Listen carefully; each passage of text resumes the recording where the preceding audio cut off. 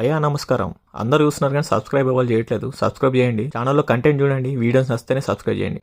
The smile man ఆహాలో stream అవుతుంది. Tamil movie, Telugu version available గా ఉంది. ఇది స్మైల్ మ్యాన్ కాదు, రాడ్ మ్యాన్, పెద్ద హెడ్ ఏక్ మ్యాన్. చెప్పాలంటే మన నచ్చింది యాడ్ చేసుకోవచ్చు. అంత వరస్ట్ చెత్త సోది సినిమా ఇది. ఓన్లీ శరత్ కుమార్ గారు ఉన్నారని మూవీ స్టార్ట్ చేశాను. సో ఇది 150th మూవీ అంట శరత్ కుమార్ గారిది. ఇంత రాడ్ మూవీ తను ఎలా యాక్సెప్ట్ చేశారో, అసలు స్టోరీ విన్నారో లేదో నాకు డౌట్ వచ్చింది. సైకో థ్రిల్లర్ కదా అనుకున్నాను కానీ మనకి సైకో అయిపోతా అనుకోలేదు నేను. స్టోరీ ప్లాట్ ఏంటంటే మతి మరుపుతో బాధపడుతున్న పోలీస్ ఆఫీసర్ చిదంబరం సిటీలో క్రైమ్ చేసి ఆ సీరియల్ కిల్లర్ అయిన స్మైల్ మ్యాన్ ని ఎలా పట్టుకున్నారు, అసలు స్మైల్ మ్యాన్ కి చిదంబరంకి లింక్ ఏంటి, అది ప్లాట్.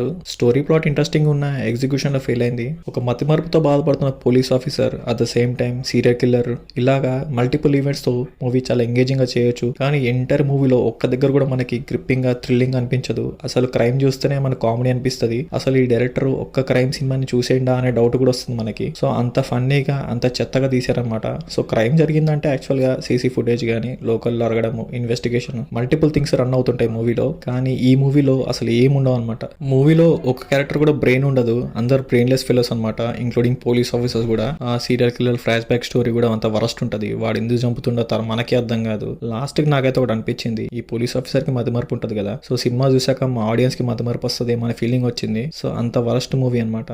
సో ప్రొడక్షన్ వాల్యూస్ కానీ, కెమెరా, ఎడిటింగ్, ఏ ఒక ఆస్పెక్ట్ కూడా మనం ఇంట్రెస్టింగ్గా, ఎంగేజింగ్గా చేయవు. ఇంక్లూడింగ్ క్యారెక్టర్స్, పర్ఫార్మెన్సెస్ కూడా వరస్ట్ ఫిల్మ్ మేకింగ్ అని చెప్పొచ్చు. ఓవరాల్గా ఇది ఒక రాడ్ కంకర్ మూవీ, మామూలు మూవీ కాదు, పెద్ద వరస్ట్ హెడ్ ఏక్ మూవీ ఇది. సో ఫ్యామిలీతో చూడొచ్చు అంటే ఎస్ చూడొచ్చు. No other language, no bad scenes, but ignore చేయడం బెస్ట్. మళ్ళీ హెడ్ ఏక్ వస్తుంది, మీ ఇష్టం.